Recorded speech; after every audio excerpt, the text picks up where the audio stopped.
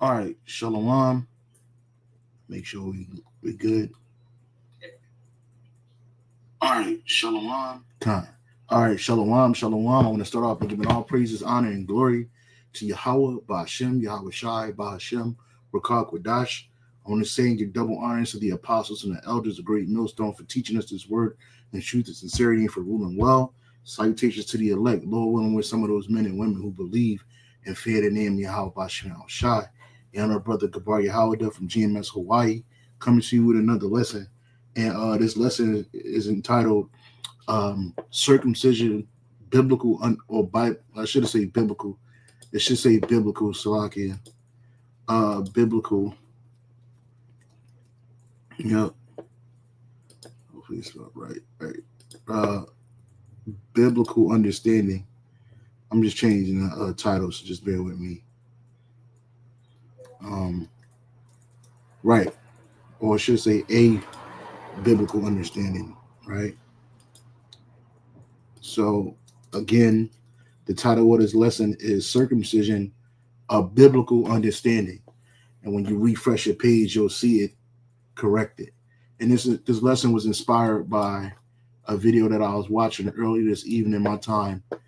Apostle Tahar had posted, and I'm going to share that, and I'll play a little bit of it in a second. But his lesson entitled "The Nation of Islam is not a nation at all," and it's not. When you watch this video, you'll get more understanding. Nation of Islam is just an organization set up to follow a form of Islam to confuse the Israelites in America and abroad. But he was speaking about Genesis 17, 1 through 18, and then the apostles started speaking about circumcision, which is referred to in Genesis 17 and 10. And so I know he said he's going to tackle this subject, but the Spirit jumped on me to do it also as well. So I know it's early our time, late my time here, but the water for those that are tuning in and checking it out. So I'm going to play this video. I'm going to have to stop sharing the screen real quick and reshare the screen. So just bear with me, brothers. I'm going to share what the Apostle had said in his lesson. So check this out. Ishmael, every man child among you generations. This is my covenant which ye shall keep between me and you and thy seed after thee, the Israelites. This does not include Ishmael. Every man child among you shall be served. Right, because the Heavenly Father didn't make a covenant between Abraham himself, Abraham, and the seed of Ishmael, as well as Ishmael, because Ishmael is from the bondwoman, and we, the Israelites, we were born of the free woman, which is Sarah. The bondwoman is Hagar, and even though Ishmael was the firstborn, the Lord didn't make a covenant with him, right?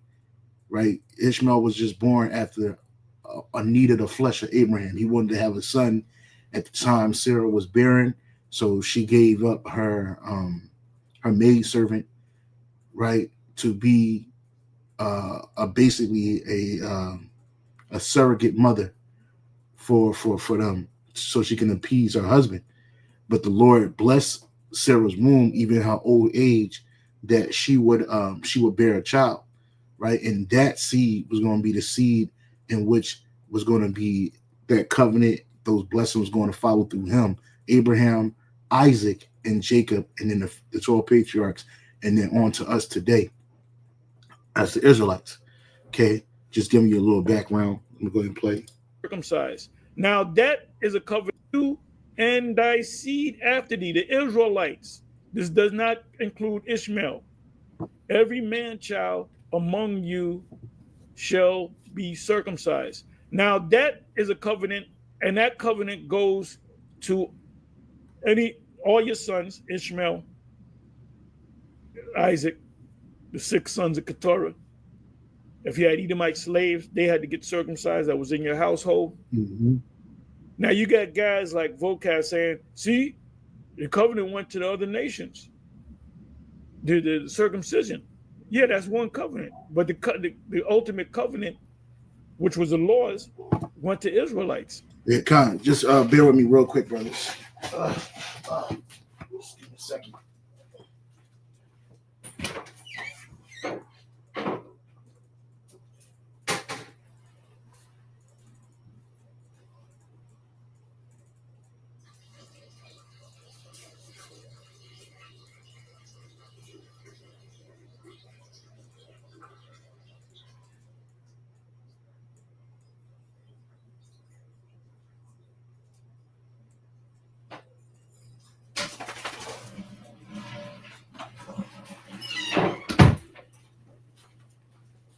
Salaki about that.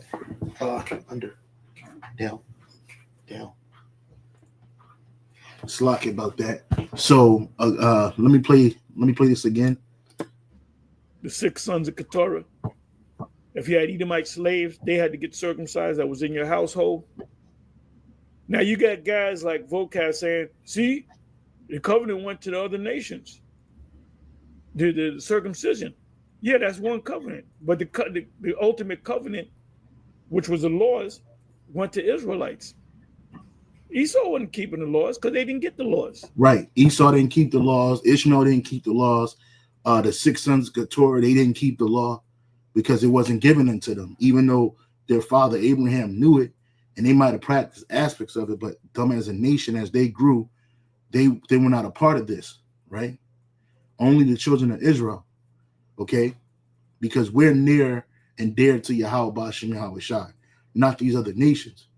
All right, there's a extreme separation between us and them. Even going down to circumcision, which we'll get into, right? They might practice a form of circumcision, but their practice is off, right? Just like they know the law, but they still go off in a great number of things. Let's take Ishmael, right? They refrain from eating pork, but then they'll eat other abominable foods like slap camel piss on their face and drink it. That shit is off, and they worship idols. Right? Naturally, they worship idols. They don't worship Yahawah SHAMAYAWAN. Even though Ishmael came out of the house of Abraham, what did he end up doing? He was an idolater. He's an idolater because he's a heathen. All right. These other nations are heathens, right? And we are not to be associated with them. Neither are we supposed to follow after their customs and their manners. Real quick, if any brothers on, wow, it's only one person. It might just be me. All right, this ain't a controversial topic, so people like, oh, I don't want to tune in right now. This is one person. I'll make sure brothers can hear me. People like, oh, I don't want to. Yeah, I was gonna ask for some help because I wanted, but I'll get the precept. You can't see it, but I'll bring it up. This is the book of Jeremiah, chapter 10, verse 1. Okay, Jeremiah 10 and 1. Jeremiah 10 and 1 says, what? Hear ye the word which Yahawah speaketh unto you, O house of Israel.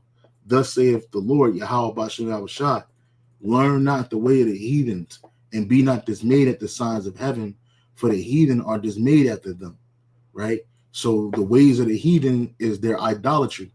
Right? When you read this in the Blue Letter Bible, there's a title on Jeremiah 10. It says a satire on idolatry, right? Because these nations, they practice idolatry. Yeah, they practice idolatry. That's their mode of operandi when it comes to being spiritual.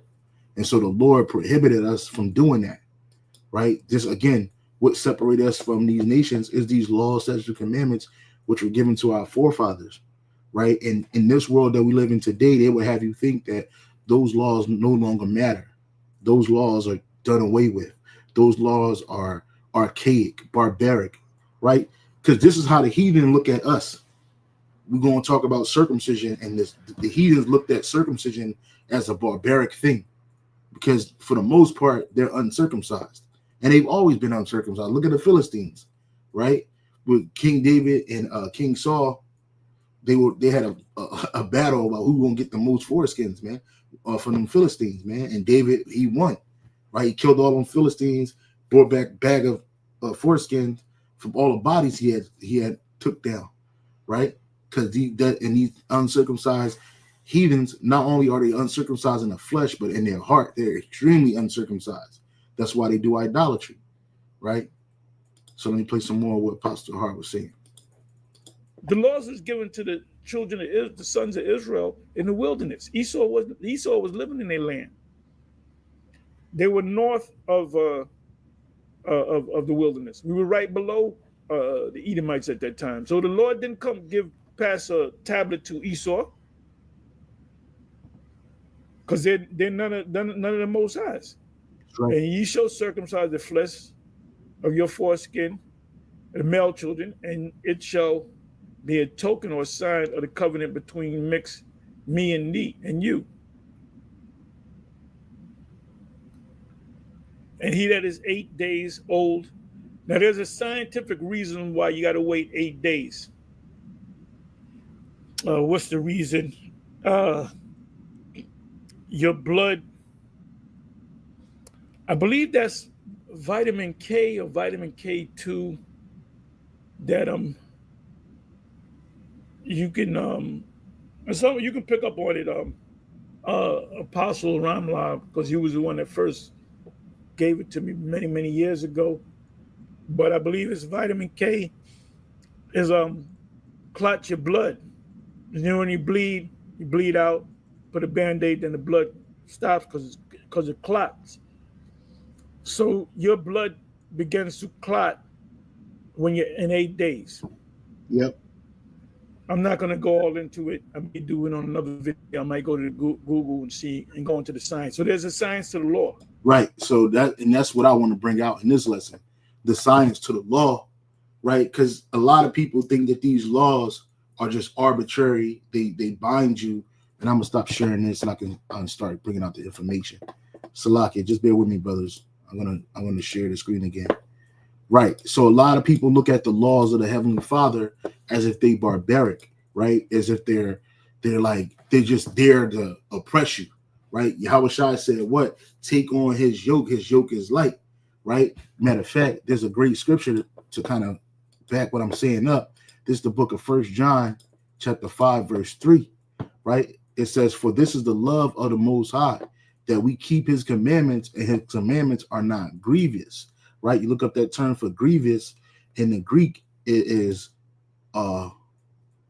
barus, right? Barus, which is heavy weight, metaphor for burdensome, severe, right? When violent or cruel, right? So when people hear us talk about the law of Yahawadah, they view it as something that's burdensome, that's violent, that's hard to do. And in reality, when you look at the science behind the law of Yahawadah, it makes sense, right? There's a great video about wearing one fabric of clothing, because certain mixed fabrics, they bring down your energy, your vibration of your body, and it can make you weak, it can make you sick. And in this society, people only care about the bottom line. These companies only care about the bottom line. So they'll give you cheap mixed fabrics. They'll give you artificial fabrics like polyesters in your clothing, right? But the whole time, it's not just about the money. It's fucking up your body. That's why people walking around here sick. People walking around here broken down, because their energy, as well as their biological makeup, is being attacked on every level. So people look at it like, oh wow, that's burdensome. Why we only gotta wear one? We can't afford cotton. We can't afford straight linen. We can't afford these particular wool, these particular garments. Oh, it's too hot. They make all these excuses, right? But as Israelites, for us to be righteous on this earth, we have to follow after the law, statutes, and commandments of Yahawadah. That's what brings us righteousness to Yahawadah, because the Lord don't look on wickedness. And in this flesh, we're wicked. The flesh alone is wicked. It's the reason why we die, because we sin. We've all sinned, obviously, but we're repentant. But again, when people look at the laws or the science behind the law, maybe I should type in, I should change this. Well, we'll go on. We'll get certain laws and look at the science behind these laws, why they make sense, right? Because us as Israelites, when we break the law, statutes, and commandments of the Lord, it destroys us. It destroys us spiritually. It destroys us mentally. It destroys us physically, in every aspect you can think of. And not only does it destroy us, but it will and has and does destroy our progeny, our children. And so these different. I'm gonna close my door. Stay.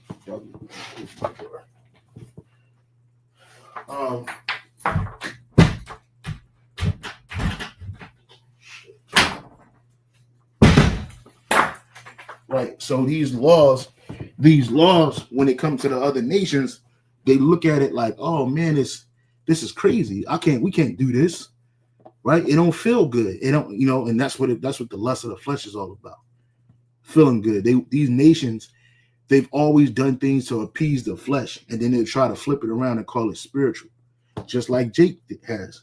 Okay, so there's a science behind. There's a great reason why we have these laws. This will make us better, right? When you look at the book of Deuteronomy, chapter 4, verse 6, right? It says, matter of fact, I'll start at 5. It says, behold, I have taught you statutes and judgments, even as Yahweh, B'Shem Yahushua, my God, my power, commanded me, that ye should do so in the land whither ye possess it. So when we follow these laws, statutes, and commandments, we apply these laws to our daily life, ourselves and our brothers, right, amongst each other, right? It allowed us to prosper in the land that the Lord have established for us, which is the land of Israel. But when we broke it, we didn't prosper. We were overcome by our enemies. We were oppressed by our enemies. We were oppressing each other. We got kicked out of the land. It was all bad, right? There's a prescription. The Lord has given us a prescription to live in this world, and that's these laws, statutes, and commandments, man. Now, obviously, we're in captivity right now, so we can't even keep these laws properly and 100%. But does that void the law? No, it does not. We do the best we can, and that gets us closer to Yahweh B'Shem Yahushua. We reverence our power, our God. And how we do that is not just in words, but also in deed, right? So it says, behold, I have taught you statutes and judgments, right? Let me see how many people still watching. Okay, 3 people, that's fine. It's no biggie. It's all good. Let's keep going. Most people are asleep anyway. This time of night, y'all time. But let's keep on reading. This is the book of Deuteronomy, chapter 4, verse 5 again. Okay. And it says, behold, I have taught you statutes and judgments, even as Yahweh B'Shem Yahushua, my power, commanded me, that ye should do so in the land whither ye go to possess it. Keep therefore and do them, for this is your wisdom and your understanding in the sight of the nations. So when we keep these laws, right, and do them, right, this shows our wisdom amongst these other nations, right, because it's higher than what they doing. Right, when you apply these laws, statutes, and commandments, you see how barbaric, how out of control, how willful these nations are, and how wicked and evil they are to themselves. So that's why it's no surprise that they do these things to us, right? So now we live in a world that's governed by the Gentiles, and people think that this is just the way you're supposed to live, right? Unrighteous, covetous, abusers of yourselves with mankind. Adultery, lying, cheat, because this is what the nations do. They kill each other, they do all that shit. And Jake doing the same thing, and they just think it's natural. Why? Because like Elder Yashawamba says, we basically been taught wickedness and evil since birth, since a child. And so we grow up thinking that it's just the norm. So now when we refrain from that, we're looked at as odd, like weird or crazy. Going into circumcision, we're gonna go into circumcision. How to these nations that looks weird, right? It's like, really they shouldn't be looking on our penis, but back during the time of the Roman Greco era, that's what they did. People walked around naked openly, right? In this world, it's kind of frowned upon, but they still have a similarity to that, where you go to the gym, people are scantily clad, men and women. Like women wear form-fitting clothes that accentuate their body parts, whether it be their ass, their vaginas, or their titties, right? And men do the same thing. They walk around with their shirts off, buffed up in the mirror and shit, popping their fucking chest muscles, all crazy, wearing scantily clad, little to no shorts and shit. It's showing their thighs and their penis prints. That shit goes on. And then people attribute that, oh, we're getting healthy, right? I have to look this way to get healthy. But that shit come from a heathenistic culture. We didn't do that shit in the ancient world. In the ancient world, you wasn't going to walk around seeing no Israelite man's thighs or his chest out, not even his arms. You wasn't even going to see his muscles percolating in public. You didn't do no shit like that. You know, where they show what's a sign of being a man is ripping your shirt open and showing your chest. Like, nah, bro, you ain't do no shit like that. That shit is wicked. You ain't supposed to look on another man's nakedness. But in this world, it's commonplace to look on another man's nakedness or woman's nakedness, especially if she have a man, right? So anyway, it says, keep therefore and do them, for this is your wisdom and your understanding in the sight of the nations, which shall hear all these statutes and say, surely this great nation is a wise and understanding people. Why? Because they see us apply these laws and commandments one to another, and then we apply. Fucking grasshopper up in the house. Shit.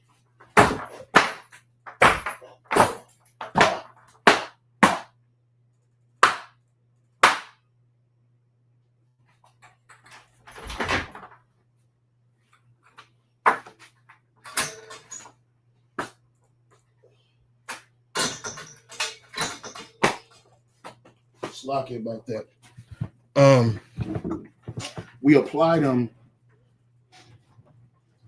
Watch your feet. We apply these laws, such as commandments, one to another, and that makes us what? Wise, right? Because we are being obedient to our God, our power, and it shows that we're understanding people. These nations, they're not understanding. They're very crass, very dishonorable amongst each other, right? And not understanding. It says, verse 7. Verse 7 says, for what nation is there so great who have the Most High so nigh unto them? Because these nations, they're not great and their God is not nigh to them because the God don't exist. And then our power don't deal with them. So when they look at us, they say, damn, right? What nation is so great who have the Most High so nigh unto them, as Yahweh, our God, is in all things that we call upon him for, right? Because when we're in the right, these nations know that the Lord is working with us. He's with us. He's so nigh to us. He defends us. He provides for us, right? A great example of that is the book of Judith, the book of Judith, chapter 5, verse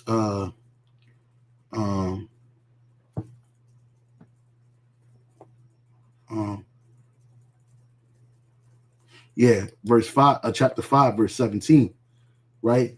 Because you can read this chapter. It's a great chapter. It talks about how when we did the right thing, the Lord defended us, right? So this is Judah 5 and 17. It says, and whilst they sin not before their God, they prospered because the Most High that hateth iniquity. Let me read that again. Judah 5 and 17. And whilst they sin not before their power, they prospered because the power that hateth iniquity was with them, right? The Lord hates sin and iniquity. Iniquity is sin upon sin upon sin, right? He hates that because he's a righteous power, right? Even though he created us, that's another level, another lesson for another time to do these things. It's really on a high level. This is an education and wickedness and righteousness down here on this earth for us, right? In the grand scheme of things, as well as punishments. We have to live through these things. We have to experience these things. Why? Because this is going to make us perfect judges in the kingdom of heaven here on earth, because we know both sides. We know righteousness and wickedness. Now all we missing is eternal life. And that's coming through the branch, which is Yahawadah, right? It says, and whilst they sin not before their God, they prospered because the power that hateth iniquity was with them. Verse 18. But when they departed from the way which he appointed them, they were destroyed in many battles, very sore, and were led captives into a land that was not theirs. And the temple of their power was cast to the ground, and their cities were taken by their enemies. Right? Verse 19. But now are they returned to their God, and are come up from the places where they were scattered, and have possessed Jerusalem, where their sanctuary is, and are seated in the hill country, for it was desolate. Right. It says, now therefore, my Lord and governor, if there be any error in this people, and they sin against their God, let us consider that this shall be their ruin. So these nations know that when we're in the state of sin and iniquity, that the Most High is not going to be with us. Right. When we're sinning against our power, how we do that? Idolatry, the main thing, idolatry, which leads to all the wickedness that you see us going through today. Right. That's always our ruin, right? So these nations, they said, you know what? In order to keep their power from defending them, let's keep them in a state of sin and iniquity. This is what Esau is doing in this world today. And these Gentiles, they're with it too, right? And 2/3 of our people are with it too. They're in a Gentile state of mind. As long as they like that, we can always overcome them. They're going to be in them ghettos. They're going to be killing each other and destroying each other. They're not going to be, their power is not going to defend them because they're calling on another God. Whether that be Allah, God, Jesus, Jehovah, right? These different wicked names that of idols that don't exist, right? Because when you think of Jesus, that's a white man. Now, I don't care how you spin it, how you try to put it. Whenever you call on that name and you invoke that name and you praising that name, you are invoking the name of an idol that does not exist. And then you giving him the Lord's glory. That's off. But these nations love it so. They get you Jakes to thinking that there is no God, because Esau believes that there is no God, which he really knows. But in his mind, the Most High is not in the start. So he keep Jake the same way. He keep you focused on the carnality of this world. Right? Why? Because that's how they overcome us. Let us consider that this shall be their ruin, and let us go up, and we shall overcome them. Right? You see? But if there be no iniquity in their nation, let my Lord now pass by, lest their Lord defend them, and their power be for them, and we become a reproach before all the world. Right? So, and this is the reason why they coming up against the Israelite movement so heavy now. Right now, we're starting to see them putting all these different people on videos and creating these AI individuals to combat what we're doing, because they don't want us to be near our power, right? That's why they don't exalt the name of YAHAWADAH in this world, because they don't want our people to know the name of the Lord. And then our people are so gone, they don't even want to know at this point. That's why this thing is all about the remnant, right? So it's a war going on down here, a spiritual war going on down here, right? And as well as a physical war, right? And these nations, they know the truth. They know. I'm talking about the top brass, the top elite of these nations. They know exactly what we saying is true, right?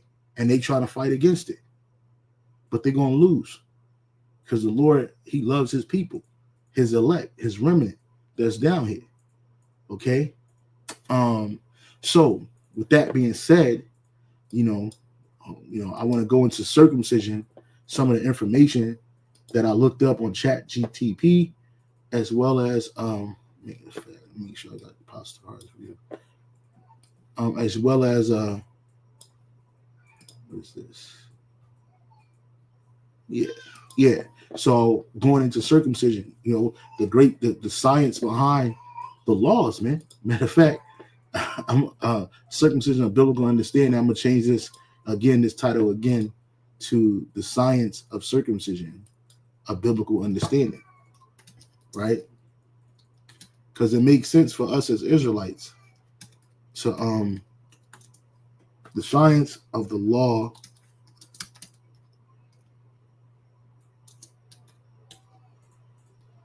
of circumcision. Yeah, a biblical understanding. Put this right here. I'm just changing the title again because it makes sense since we're talking about it like that. Right.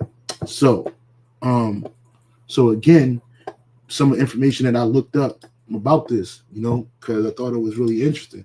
So the first question I asked Google was, how many days after being born does it take for a male infant to be able to clot blood?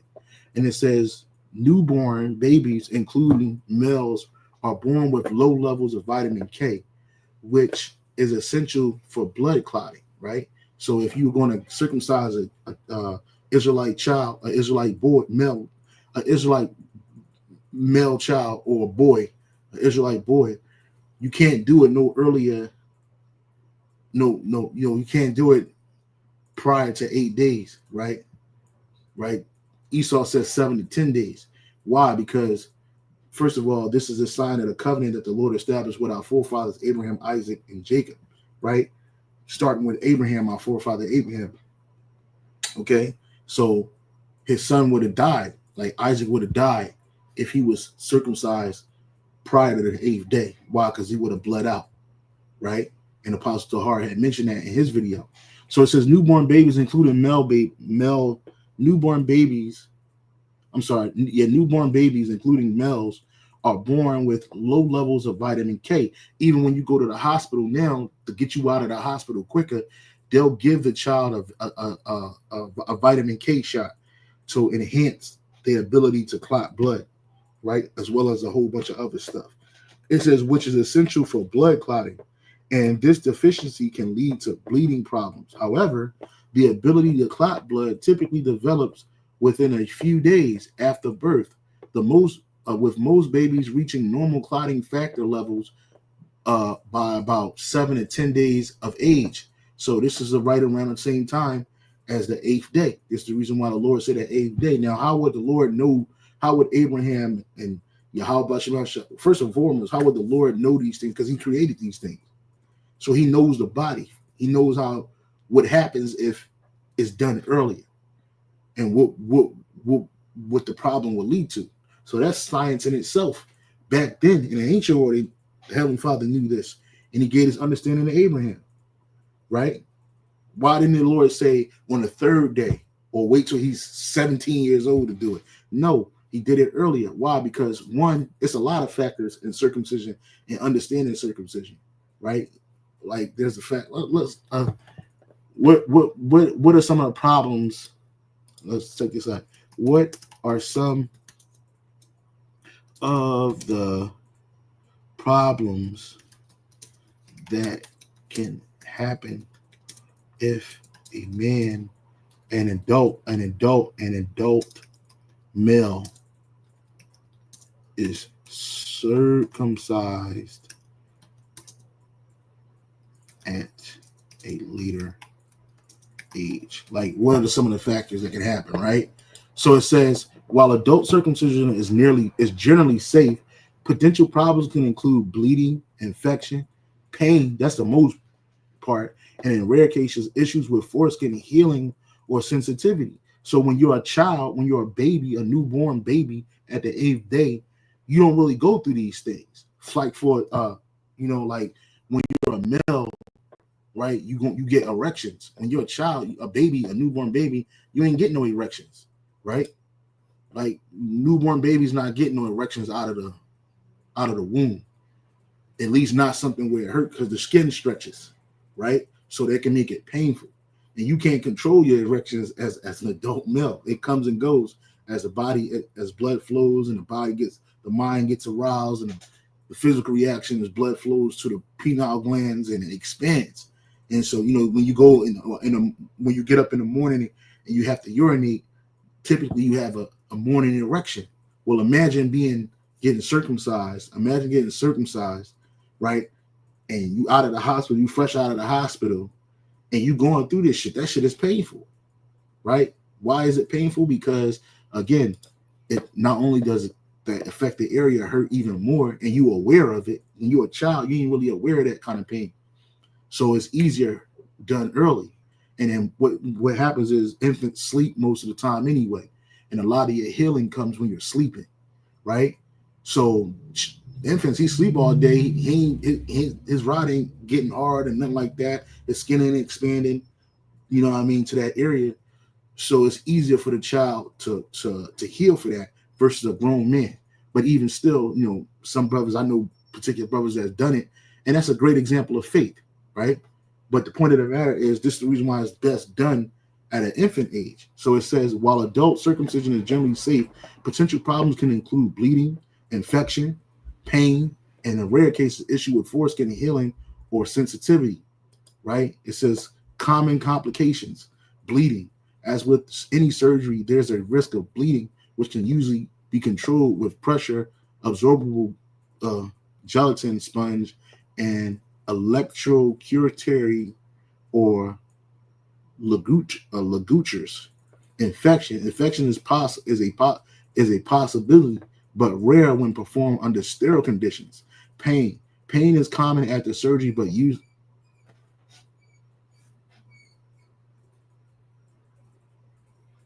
Shalakia. It says pain is common after surgery, but usually mild to moderate and manageable with pain medications. And a baby don't need pain medications.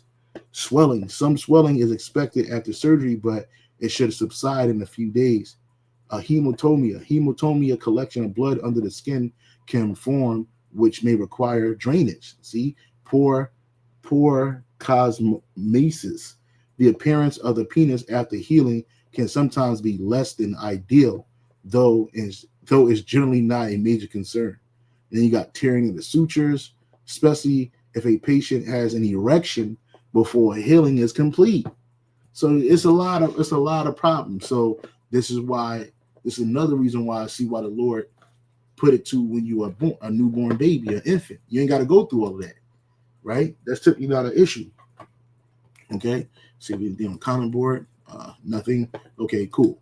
So again, going back into newborn babies, including males, and males are born with low levels of vitamin. It says newborn babies, including males, are born with low levels of vitamin K, which is essential for blood clotting. And this deficiency can lead to bleeding problems. However, the ability to clot blood typically develops within a few days after birth, with most babies reaching normal clotting factor levels by about 7 to 10 days of age. So 8 is right there in the middle, like simply in the middle of these 10 days, or just really 8 days is right on point. It ain't too early, it ain't too late. So then you hear more detailed explanation. Vitamin K. This is what Apostle Tahar was bringing out, and he mentioned Elder Apostle Ramla, because Elder Apostle Ramla has gone in on this a lot in the past. Babies are born with very little vitamin K stored in their bodies, and breast milk contains low levels of essential nutrients. Hemorrhaging diseases of the newborn, or HDN. It says this condition, also known as vitamin K deficiency bleeding, or VKDB, occurs when a baby has insufficient vitamin K, leading to an increase in risk of bleeding. Right? So, and then it got different other information going on, but this is why the Lord mentioned the 8th day. Why didn't the Lord say the 3rd day? Because that'd be too early. Or why didn't he say past the 8th day? Well, he said the 8th day is right on that mark, because the 10th day they're able to do it. So the Lord said the 8th day. And that's you want to know why the 8th day, what's the significance on the 8th day? You want to have to ask the Lord for that. I ain't got that answer, right? I'm just bringing out the information, right? So circumcision, right? So I looked this up, circumcision countdown, the psychology behind and why 8 days matters, right? So it says circumcision is a procedure steeped in tradition and often entwined with religious and cultural significance, raises a myriad of questions among them. One puzzling aspect stands out: why wait 8 days before performing a circumcision? This age-old practice, deeply rooted in both theological beliefs and medical science, holds secrets that unveil the profound importance of timing in this delicate procedure, which we just talked about. Religious rationale. In the tapestry of religious beliefs and practices, circumcision emerges as a symbol of profound spiritual significance embedded within the fabric of several faiths, including Judaism. Islam is in Islam is the sacred covenant between the divine and humanity embodied in the act of circumcision. And the only reason why in Islam it goes back to Ishmael, right? But it ain't really tied to him, because there's no covenant in that. Only covenant is that the whole house had to get it, and Ishmael, he was 13 years old, so he had to get it done too, right? Because that showed his father's faith. Had nothing to do with Ishmael. It says Jewish tradition. Within Jewish tradition, the covenant of circumcision, known as Brit Milah, occupies a central place in religious life. The commandment of to circumcise male infants on the 8th day of life originates from the book of Genesis, which we're going to get, where the Most High establishes the covenant with Abraham, instructing him to circumcise himself. And mind you, Abraham was 99, but he did it, and that was his faith. All right. And it says, where the Most High establishes a covenant with Abraham, instructing him to circumcise himself, his descendants, and all males in his household. This covenant serves as a perpetual sign for enduring bond between the Most High and it's the Jewish, but no, Israelite people, symbolizing faith, commitment, and belonging to the community, right? Beyond the religious mandate, circumcision carries a profound symbolism within both Jewish and Islamic cultures. It signifies membership in the covenant of community, in the covenant community, marking the initiation into the heritage of faith, tradition, and moral responsibility. All right, medical position. While the religious significance of waiting 8 days for circumcision is well established, the medical rationale behind this timing is equally compelling. Delving into the intricacies of infant psychology sheds light on why the 8th day emerges as the optimal window for the delicate procedure. And the Most High is always about being optimal. Everything YAHAWADAH does is at an optimal moment, right? The law, statutes, and commandments are optimal for life on the earth, right? Especially the life of an Israelite man, woman, and child, okay? Most High is all about optimal timing. Vitamin K dynamics. One key factor contributing to the timing of circumcision is the infant's vitamin K levels. Vitamin K plays crucial roles in blood clotting, essential for preventing excessive bleeding during surgical procedures. Research indicates that infants experiencing a natural surge in vitamin K around the 8th day of life, right? And Most High is perfect. He all-knowing. And he knew this well in advance, right? Before he even talked to Abraham and gave him that commandment to do, right? Okay, Slovakia. I'm just trying to get my dog. So it says, let me read that again. A key factor in contributing to the timing of circumcision is the infant's vitamin K levels. Vitamin K plays a crucial role in blood clotting, essential for preventing excessive bleeding during surgical procedures. Research indicate that infants experience a natural surge in vitamin K levels around the 8th day of life, reaching peak concentration. So when it hold on, brothers. Come here. Go over there. Down. Down. Stay. Right. Fix my legs on this desk. So it says, and this is all spiritual because the Most High knew this well in advance before scientists ever knew it. This surge enhances the body's ability to form blood clot, minimizing risk of hemorrhaging during circumcision. By waiting until the 8th day, healthcare providers can capitalize on this physiological phenomenon, ensuring safe outcomes for infants undergoing procedures. Immune system maturation. In addition to the vitamin K dynamics, the 8th day of life marks a pivotal moment in the maturation of the infant's immune system.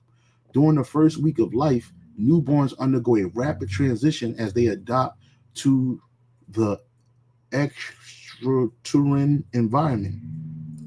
I don't know this word. I want to just look it up. How to say it. How do you say this word? Extrauterine, right? Extrauterine. Extrauterine. Well, that's outside the uterus, right? So it says extrauterine environment. By the 8th day, their immune systems are more robust, equipped with a greater array of defense mechanisms, right, against pathogens. This enhanced immunity reduces the likelihood of post-circumcision infection. Remember, when you get it as an adult, right, infections kind of kick in, right? More often. But when it's done in a sterile environment, the infection is low in an adult. But it's perfect when you're a child, providing added layer of protection for infants during the healing process. Development factors. Beyond biochemical changes, development factors further underscore the significance of the 8th day for circumcision. Nerve endings in the infant's genitalia are still developing during this time, resulting in a reduced pain perception compared to later stages of infancy. We said all of this. Additionally, the skin elasticity is at its peak, facilitating smoother incisions and promoting optimal wound closures. By capitalizing on these developmental dynamics, healthcare providers can optimize the surgical experience for infants, minimizing discomfort and complications, man. Hormonal harmony. So all of these things, the science behind the laws of YAHAWADAH are beyond comprehension, right? Because if you could comprehend this in this world today, you'd be a doctor. You'd be in a medical facility working on children doing this thing correctly. And YAHAWADAH had the foresight, the foreknowledge to know all of these things, and he just gave Abraham a commandment. He didn't even go into the science. He didn't go into the science of why I'm doing this on the 8th day. It's the most optimal time. You know what I'm saying? And then on top of that, it was a covenant between our forefathers, Abraham, Isaac, Jacob, ultimately two in the 12 tribes, patriarchs, as well as us down to the day. It solidified that. And when Abraham did it at such an elderly age, and he did for his son Isaac at the 8th day, that showed a lot of faith. Abraham didn't even need to know all of this. It was just his act of faith, and that's why the Lord rocked with Abraham so heavy. You see, right? This stuff, it makes sense, bro. Hey, shalom to the big bro.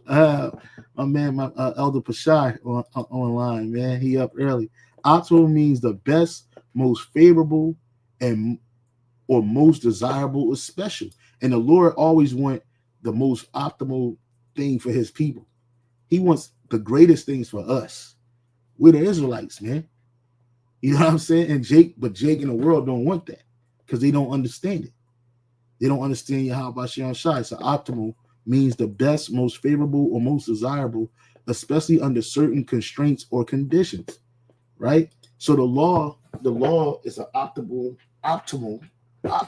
instrument under these conditions here on this earth, man. And in the spirit world, all things are optimal for the spirit, right? And it's for spirits in the spirit world, right? A lot of the things that we do here, like we have laws on eating, right? We have laws on food, which we'll go through that on another lesson, right?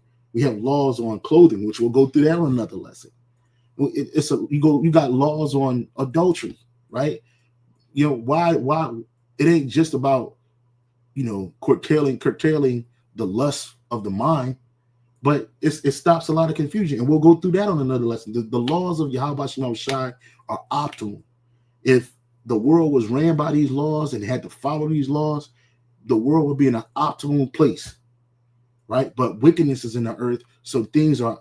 What's the opposite of optimal, right? Right. What is the opposite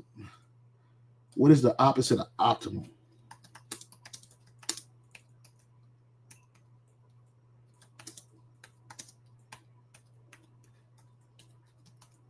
Right? The opposite of optimal is the antonym, or the opposite of optimal is inadequately, insufficient, unsatisfactory. And this is the way of the world today.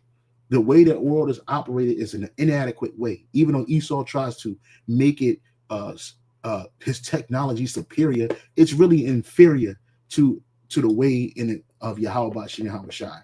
It's extremely inferior, right? And it's insufficient for optimal life on this earth. You can't live in wickedness and be in an operating at the optimal state. Look at food, right? The foods we eat today, we're amongst these heathens. So our food is defiled amongst the Gentiles. I was just speaking to my woman about that. How We got all kinds of shit, literally shit in our food. You got rat shit, you got human shit, you got hair particles, nail particles, all kinds of, you got insect particles all in your food and shit.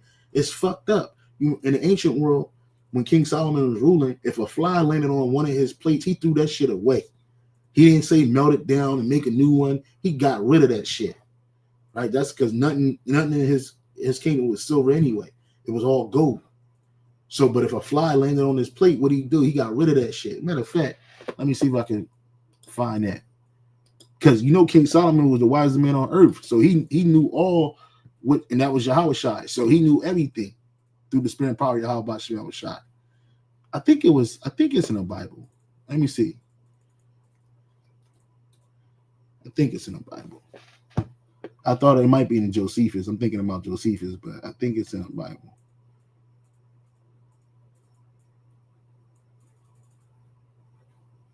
Hold on, just bear with me, brothers.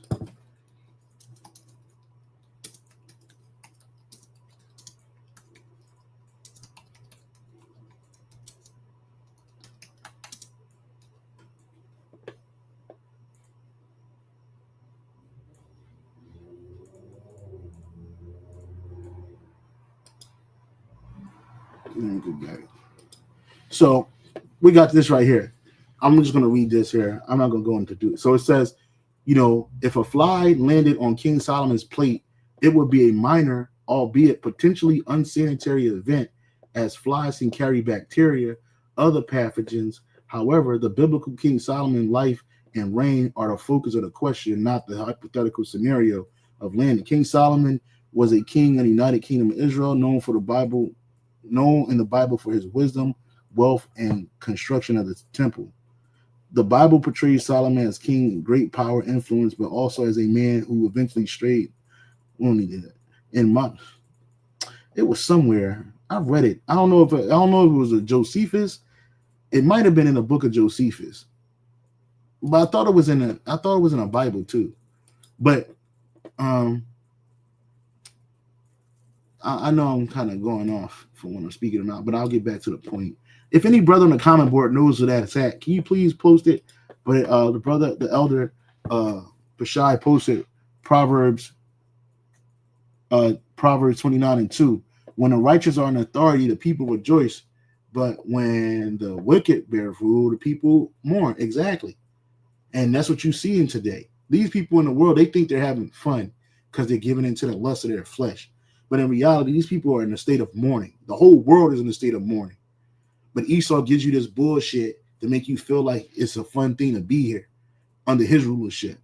But when the righteous bear rule, which is going to start with Yahawashi, King David, the rest of the 12 apostles, and then the elect men governing the world, and the mixed multitude of men, women, children of Israel ruling the world in righteousness, this world is going to truly rejoice, man, because these laws are righteous, man. They're great. They're optimal instruments to understand the complexity of Yahweh Shemashai's creation, what you call the planet Earth today, right? Ecclesiastes 10:1, dead flies cause the ointment of the apothecary to send forth a stinking savor. So doth a little folly in him that is in reputation with repudiation for wisdom and honor. Let me see what that says in the Amplified. And brother, Salvation of the Elect got me into the Amplified version of the Bible. Right. So in the NLT, it says, as dead flies cause even a bottle of perfume to stink. Yep, because flies do stink, especially dead flies. So a little foolishness spoils great wisdom and honor. Exactly. In the Amplified version, AMP, it says dead flies make the oil of the perfumer give off a foul odor. So a little foolishness and one who is esteemed outweighs wisdom and honor. Exactly. That's so true. Exactly true. So yeah, brother, that's definitely on point. So beyond the fly factor, let's get back to the circumcision, right? Let's keep on reading. It says hormonal harmony. The 8th day of life heralds a symphony of hormone fluctuations in infants. orchestrating a delicate dance of biochemical processes that, man, the Most High made everything perfect, bro. And Esau, he think he know everything, and he made everything imperfect, unperfect in this world, man. I think imperfect is the antonym for perfect. So it says the 8th day of life heralds a symphony of hormones, fluctuations. Yeah, it says the 8th day of life heralds a symphony of hormonal fluctuations in infants, and orchestrating a delicate dance of biochemical processes that profoundly impact the circumcision experience.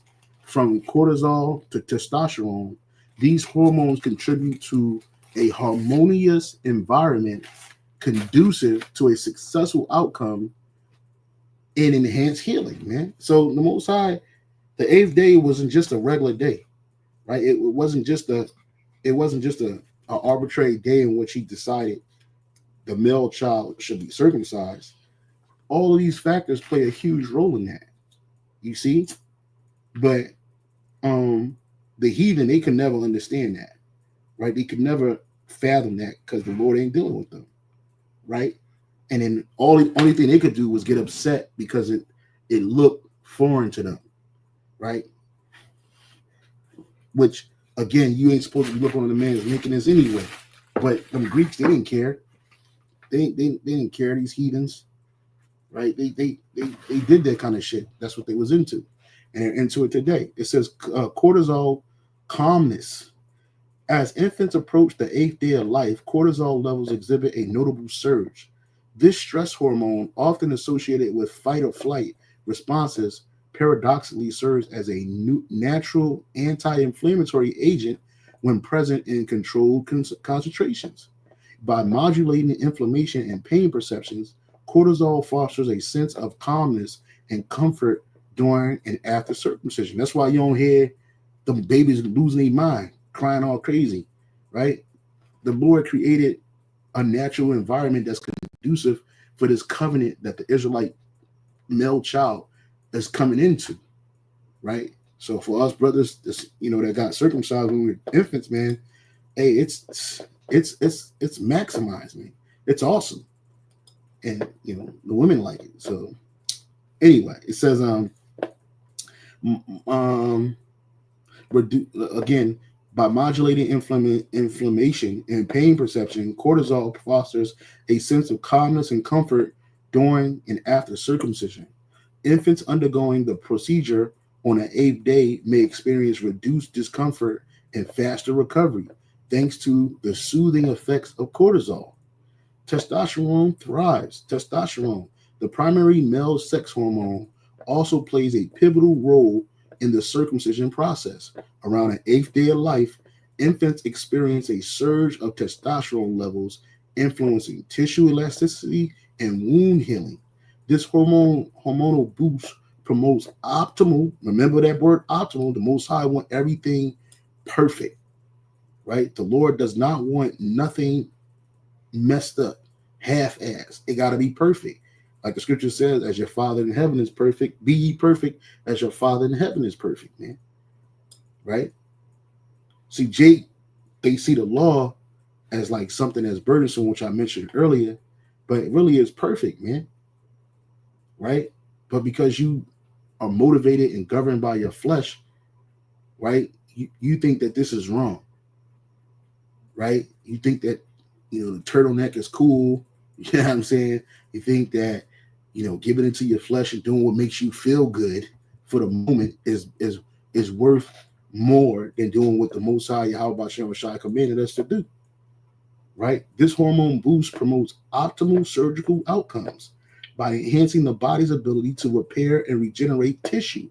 Additionally, testosterone may contribute to the formation of a well-healed circumcision site, minimizing the risk of complications and ensuring smooth recovery, balance, and coordination. The synchronized rise of cortisol and testosterone on an 8th day reflects the intricate balance of hormonal harmony. And the Most High does all things in harmony. He created all things 2 by 2, right? Like a finely tuned orchestra, these hormones work in concert to create an environment conducive for successful circumcision. Cortisol, anti-inflammatory properties complement testosterone tissue repairing effects, fostering an ideal balance between pain management and wound healing. This delicate coordination ensures that infants undergoing circumcision on the 8th day experience minimal discomfort. And that's the Most High was. He had Isaac in mind when that happened, right? And Isaac is his son, right? Which is Yahawadah, right? So he had Isaac brought into this world at the most optimal comfort level, man. When he's about to go through that procedure on the 8th day, first of all, he didn't know what was going on, so it wasn't stressing him out. He wasn't in that fight or flight mode. He was a brand new baby. And the Most High made sure that 8th day, that covenant of circumcision was applied to his son Isaac, Abraham's son Isaac, that he was in the optimal conditions, man. You see how much care and delicacy Yahawah dealt with Isaac, and not only Isaac, even us too, right? On the 8th day, that was for all Israelites. All Israelites had to go through. All Israelite males were to go through this rite, right? I'm just going to say right because I don't have another word for it. This rite, right? We all had to go through that. And so the Most High Yahawah made sure that it was the optimal time for us to go through it, which is the 8th day. So it makes sense, right? It says cortisol inflammatory properties complement testosterone tissue, repairing effects for fostering an ideal balance between pain management and wound healing. This delicate coordination ensures that infants undergoing circumcision on the 8th day experience minimal discomfort while maximizing the body's innate capacity for recovery. Right? This is beautiful, man. Developmental dynamics. As infants embark on their journey of growth and development, the 8th day of life emerges as a pivotal milestone marked by unique psychological dynamic. Understanding these development nuances is essential for navigating the intricacies of circumcision and ensuring optimal outcomes for newborns. Nerve endings and sensory perception. During the early days of life, infants' nervous systems undergo rapid development, laying the foundation for sensory perception and motor functions. Around the 8th day, nerve endings in the genitalia are still maturing, resulting in a decreased sensitivity to pain compared to later stages of infancy. These developmental stages present an opportune window for circumcision, as infants may experience reduced discomfort during the procedure. You see, versus when you're an adult, that shit hurt. It's extremely uncomfortable. Skin elasticity and surgical precision. In addition to neurological development, the 8th day of life heralds a peak skin elasticity in newborns. The skin's ability to stretch and recoil is at a zenith during this time, facilitating precise incisions and optimal wound closure during circumcision. This enhances elasticity, allows the healthcare providers to achieve surgical outcomes that are both aesthetically pleasing, you see, and functionally sound. By capitalizing on the skin's natural resilient, circumcision on the 8th day minimizes the risk of complications and promote faster healing for infants. Cultural context. Within a rich tapestry of human culture, circumcision holds a central place as a timeless tradition that transcends geographical boundaries and spans generations.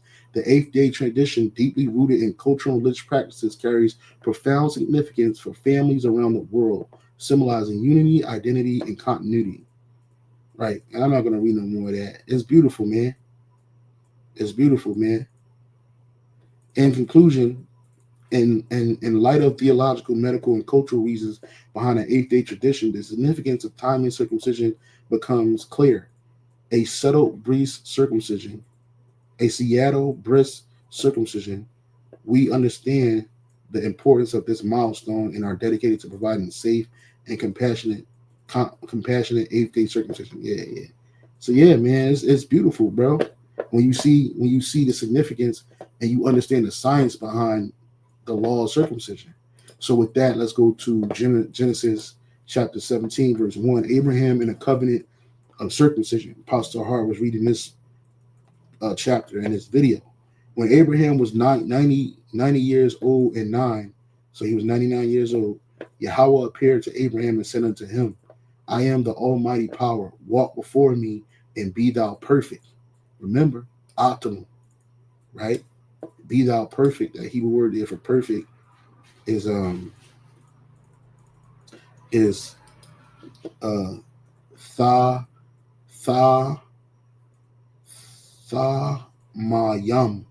thamayam, which is complete, whole, healthful. You see, healthful, optimal, right? That word is optimal, right? Similar word to healthful is optimal. So it says be thou perfect, and I will make my covenant between me and thee, and will multiply thee exceedingly. And Abraham fell on his face, and the Most High talked with him, saying, As for me, behold, my covenant is with thee, and thou shalt be a father of many nations. And it's not talking about Ishmael, ain't talking about Edom, it's talking about Israel, because each tribe is a nation unto itself, right? Neither shall thy name any more be called Abram, but thy name shall be Abraham, for the father of many nations have I made thee. And I will make thee exceedingly fruitful, and I will make nations of thee, and kings shall come out of thee. And I will establish my covenant between me and thee, and thy seed after thee, in their generations, for an everlasting covenant, to be a power unto thee, right? And to thy seed after thee. And I will give unto thee and to thy seed after thee the land wherein thou art a stranger. And that was all the land of Canaan. And what seed did the Lord get at to? The Israelites.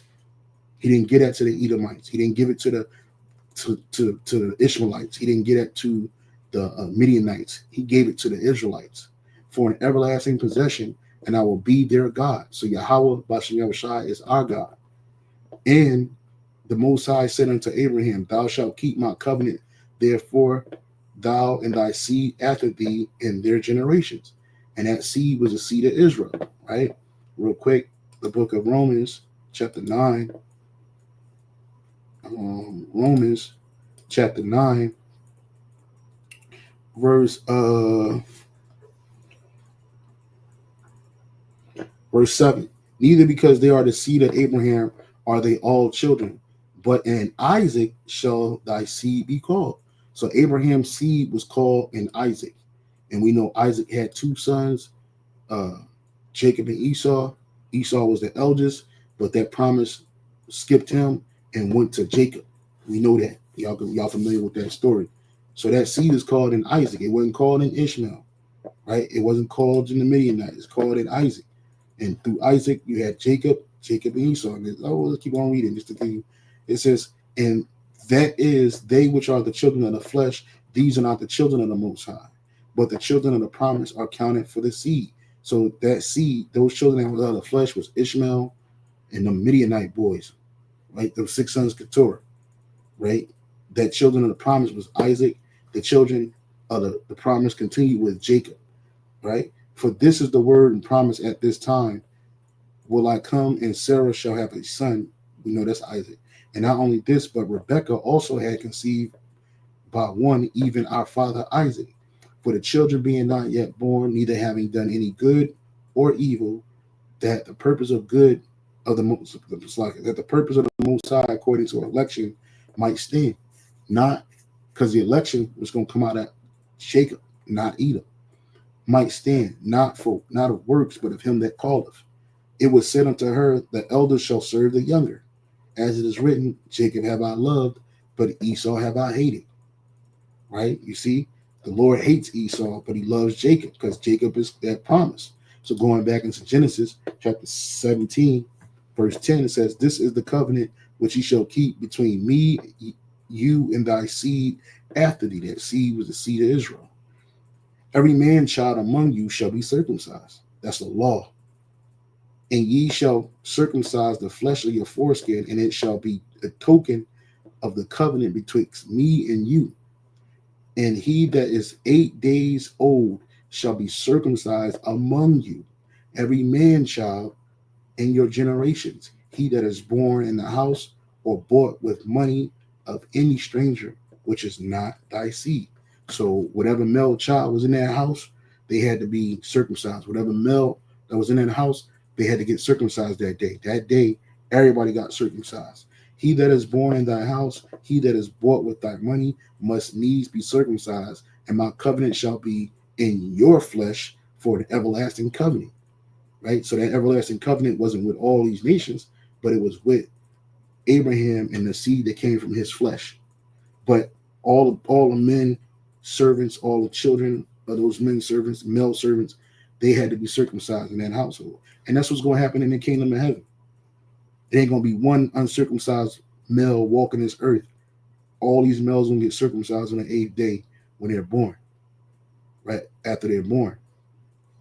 Okay? And it says, "The uncircumcised man child whose flesh of his foreskin is not circumcised, that soul shall be cut off from his people. He have broken my covenant." Right? So then I looked up the purpose. This is ChatGPT. I said, what was the purpose of the ancient Israelite men being circumcised? The ancient Israelite men were circumcised as a sign of the covenant between the Most High, the Heavenly Father, YAHAWADAH, and Abraham, according to the Hebrew Bible, specifically Genesis 17, 9 through 14, which we just read. The Most High commanded Abraham to circumcise himself, his male descendants, and all the males in his household as a physical symbol of their special relationship. Who's there? The Heavenly Father and Abraham. Here's the basic purpose breakdown. Covenant symbol. Circumcision marked the Israelites, not no other nation, the Israelites, as the Most High's chosen people. Right? That's what marked this physically. Right? It was a symbol of that covenant. It was the lasting physical sign of the covenant of the Most High, of the covenant the Most High made with Abraham. Religious identity. It set them apart from surrounding peoples who did not practice circumcision, reinforcing a unique spiritual and cultural identity. So these laws, they set us apart, right? And the law of circumcision set us apart from these nations. And when they see us, they supposed to say, this is a wise and understanding people. They ain't gonna see your penis, but that example of doing that. Why? Because that's a sign of obedience. That's a sign of our forefathers' faith, right? Obedience. It was an act of faith and obedience. We just said that, to the Most High's command. You see, passed through generations. It was done on the 8th day after birth from male infants, symbolizing inclusion into the covenant community from birth. So ultimately, it wasn't about health or hygiene, though those ideas came up much later. It was deeply spiritual, communal, a way of visibly belonging to the Most High's promise and people. What I want to go deeper in the historical theological side. So I said, how did other nations view the Israelites because of circumcision? Great question. The answer actually shifts depending on the time period and the surrounding culture. Here are how other nations viewed the Israelites because of circumcision. In the ancient Near East, Canaanite, Egyptian periods, not entirely unique, circumcision wasn't exclusive to the Israelites. Some other cultures, like the Egyptians and certain Canaanite groups, practiced it too, but usually at puberty or before marriage, not at infancy like the Israelites. So they were going off, right? These people were trying to be overly righteous. It was a blood for them, for the Egyptians and the Canaanites. It really, that circumcision was a blood sacrifice to their idols, right? That's all that shit was, right? It wasn't to make your penis look good for your wife. No, they were doing that shit to sacrifice as blood sacrifices. Israelite distinctiveness. The Israelites stood out because they circumcised infants on the 8th day, tying it directly to a religious covenant rather than a rite of passage or hygiene. Didn't they just tell you the other nations, they did that shit for blood sacrifice? It was a rite of passage for them. So while it wasn't shocking, it marked them as different in why and difference in why and when they did it. And in the Greco-Roman world, viewed as strange or barbaric. The Edomites, anything that YAHAWADAH does is viewed as strange and barbaric. That's the same reason why we're going through that shit today. The Greeks and Romans, which in America, let me see, what percentage of male children born in America are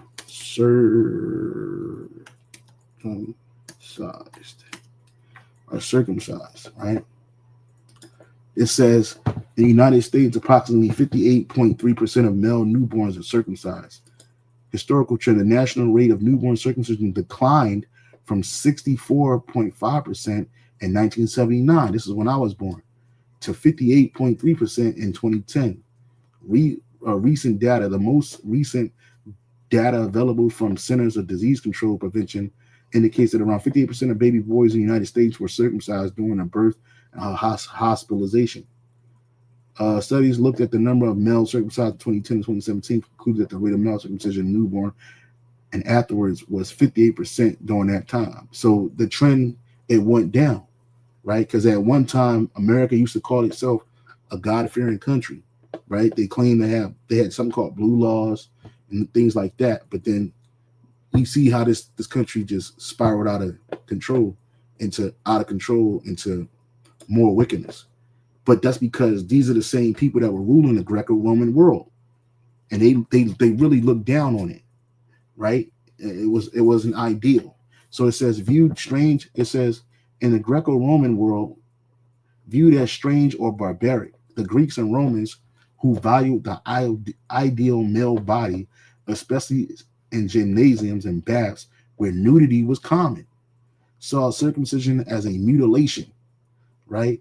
Cultural tension during the Hellenistic period, especially under the rulers like Antiochus or Antiochus Epiphanes, circumcision was even banned. Jewish mothers who circumcised their sons risked execution. And you can read about that in the book of First Maccabees. Assimilation pressures. Some Jews who wanted to fit in with Greek or Roman society went so far as to undergo surgical procedures to reverse circumcision as a practice called epispasm, right?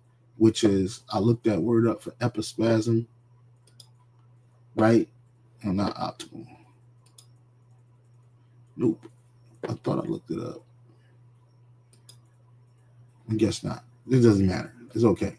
In early Christian times, dividing line. As Christianity spread to Gentiles, circumcision became a major debate. Paul argued that the faith in Hamashiach mattered more than circumcision, making it non-essential for converts. Jewish identity markers. For Jews, it continued to be more a core identity symbol, but to the outside world, it often remained a source of mockery and suspicion.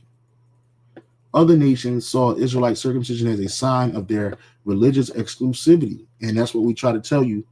The Bible is exclusive to the Israelites. It's not inclusive to the world, right? It's exclusively to the Israelites that know that they're Israelites and the Israelites that didn't know that they're Israelites, who are being called Gentiles, which we were in that mind state at one time, right? It says sometimes respected, sometimes ridiculed. It marked them as different, often in ways that were misunderstood or even persecuted, especially under Greek and Roman influence. This that Hellenistic Roman influence, right? We got put to death for that, right? How old? Well, I don't need to go there because I was talking about the Arabs, but yeah, man. So our customs and our manners and customs to these other nations is seem foreign to them, right? Because they have no understanding. That's why the scripture says this in the book of Psalms 147 and 19 and 20. Psalms 147, 19 and 20 says, he showeth his word unto Jacob, his statutes and his judgments unto Israel. He have not dealt so with any nation, and as far as his judgments, they have not known them. Praise ye YAHAWADAH Yahawashai. In the NLT, these last two verses say, he has revealed his words to Jacob, his decrees and regulations to Israel. He has not done this for any other nation. They do not know his regulations. Praise YAHAWADAH Yahawashai. These nations, they don't know the Lord's regulations, and that's why they frown upon him, right? Just as we're supposed to frown upon their ways because they're off, right? This is the book of 2 Maccabees, chapter 4, verse 12. For he built gladly, this is during the time of Hellenization, and that he is Jason, that wretch, that demon, right? Matter of fact, I'll start at 10, which when the king had granted, matter of fact,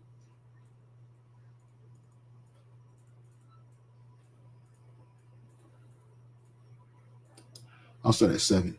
But after the death of Seleucus, when Antiochus called Epiphanes took the kingdom, Jason, the brother of Onias, labored underhand to be the high priest. So this dude, he wasn't fit to be the high priest, but he got in the ear of Antiochus Epiphanes and said he going to do the things that he wanted him to do.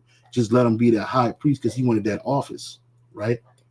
And he loved the prestige that came with it, promising unto the king by intercession 303 score talents of silver and another revenue 80 talents. So he bought his way into the office.